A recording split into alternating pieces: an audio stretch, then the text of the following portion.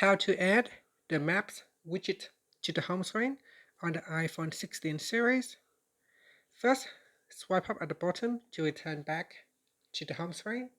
Then we swipe to a home screen page that has a blank spot. Then touch and hold. Next, tap on the Edit button at the top. From the pop-up, tap on Add Widget. Now in the widget list, we scroll down and then tap on Maps.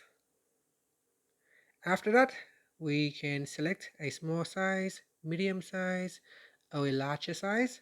So select a widget size, then tap on Add Widget, and that will get added to your home screen.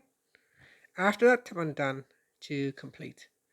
Now you can also tap on the widget to open up the maps, and from there you can navigate to your destination, or you can look for a petrol station or restaurant nearby. And that's it. Thank you for watching this video. Please like and subscribe to my channel for my videos.